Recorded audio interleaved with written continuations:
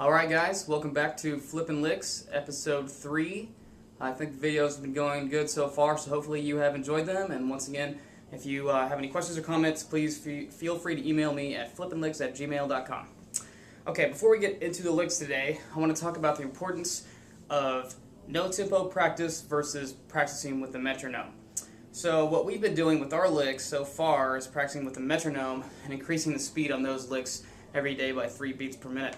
But let's say that you just learned these modes of the minor scale, of the minor pentatonic scale, and you don't quite have the shifting all down under your fingers.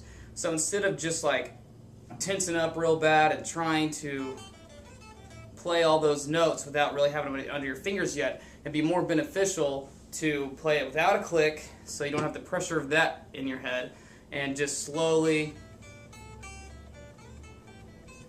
get all those changes down with your fingers. It allows you to slow down a whole lot and kind of be more comfortable with playing.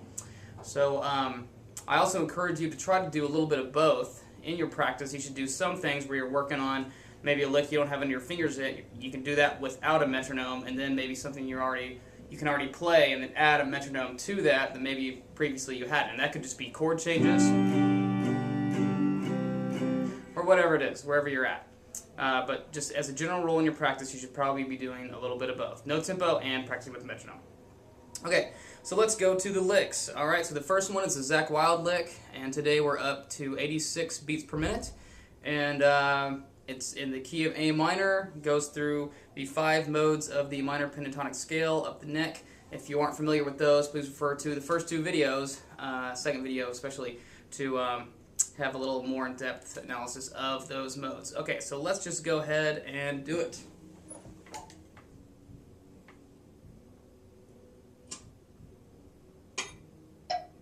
Okay, 86 beats per minute, Zakk Wylde, crazy shred guitar, at kind of a slower tempo, but 86 today, up the neck. Let's try it.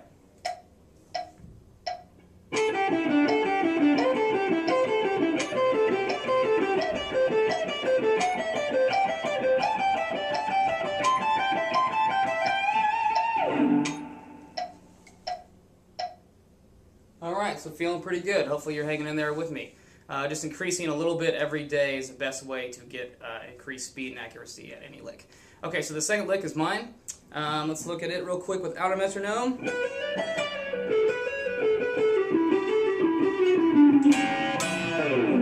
Okay, so that lick has a little more, has hammers and pulls on it, which the first lick is all straight picking. So what that means is you'll pick one note, like the first part of that lick.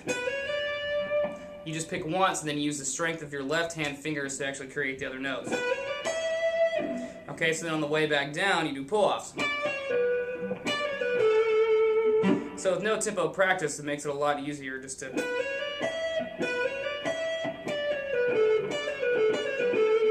And hammers and pulls is a lot of times will create tension in your hand, so that's another reason to play it really, really slow and kind of feel how your hand is reacting to those movements. Alright, so let's try it with the metronome.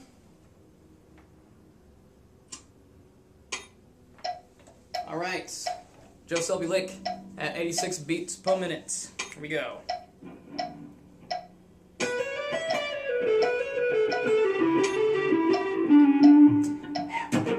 Okay, nobody's perfect, right? Let's try it again.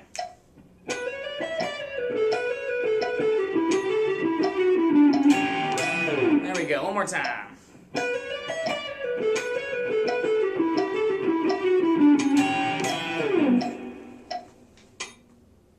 Okay, so right there at the end, the first time I tried that lick, I screwed up, right? So I went and I played it correctly twice. That's another good habit to form, because if you just play something wrong until you get it right once, you still have practiced playing it wrong more than you have right. So it's kind of a good idea to play it right more times than it took you to get it right the first time. Okay, so anyway, that's enough of that. Hope you guys are doing good on those licks, and we'll come back and talk more about it tomorrow. Okay, for the next thing in the video today, I want to read part of the email that I got from Amanda. And she says she has a question. When playing guitar, I can't seem to remember where the notes or the scales. I'm not a big fan of scales, she says. I just seem to improvise as I play and get good bluesy riffs. How can I simply remember the positions of the notes in the fretboard? It's really bothering to have to take a few seconds to remember which notes I'm playing. Then she says, P.S. I saw you guys in Atlantic City. You guys rocked. So thank you for that, Amanda. All right. So the part of that email that sticks out to me is that she says she can't remember what scale she's in. So that seems like she's just like hearing a song and just finding the notes, which is, you know, one way to do it. But for me, I play a lot in the blues scale. So let's focus on that today.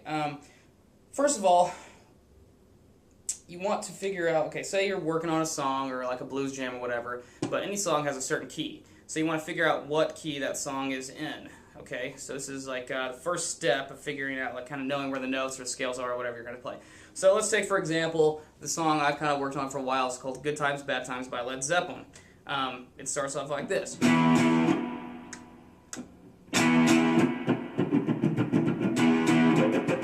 Okay, right? So it's just playing one chord at the beginning. Now, what chord is that? E, E power chord. So that tells me that the song's in the key of E. Most of the time, the first chord of a song is going to be the key it's in.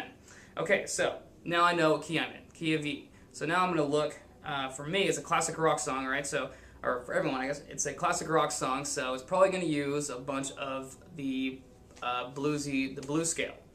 So, let's figure out where you can play that. We're going to start off with just the regular box, or just the simple blues scale that is kind of inside of the first pentatonic box. And there's two positions. First, I'm going to look on the top string and figure out where my notes are for that key, or where the notes are that is that key. So I have, it's in the key of E, so there's two places on the top string. The open E string, 12th fret E. Okay, so that's going to tell me now where I'm going to kind of go to first when I want to solo in that key. So let's look at the first box, which would be down here in the open position, and I'm just going to play the blues scale. Back up, of course.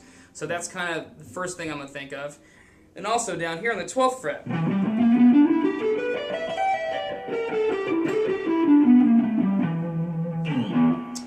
Alright, so I know if you don't know the blues scale, that doesn't help you very much, but if you know the first mode, the pentatonic box, that's almost exactly the same. There's one more note added we can talk about later. But anyway, so first thing I'm going to do is find out what key I'm in, whatever song I'm playing, and then I'm going to find where the box is for those two. That's a good place to start. Now we can expound on that later, and we will talk about that in future videos, I'm sure, but for now, try to figure out what key you're in, whatever song you're trying to play, and then try to find where those boxes are for that key. So that's a good rule for now. Alright, so let's leave it at that. I hope that answers some questions. Thank you, Amanda, for writing in, and please encourage other people to write in and ask questions too. I'm going to leave you with that today, and we'll be back tomorrow where I think I'm going to teach you guys how to play a cover song that Taddy Porter, me and Doug, and Andy recently did. It's on YouTube, but it's also on Taddy Porter's Facebook page. So I'm not going to tell you what the song is, so hopefully you'll go check it out and you'll want to learn it, but it's a very popular pop song right now. And we'll plan on doing that tomorrow. So I hope you guys have a good day. Keep on rocking.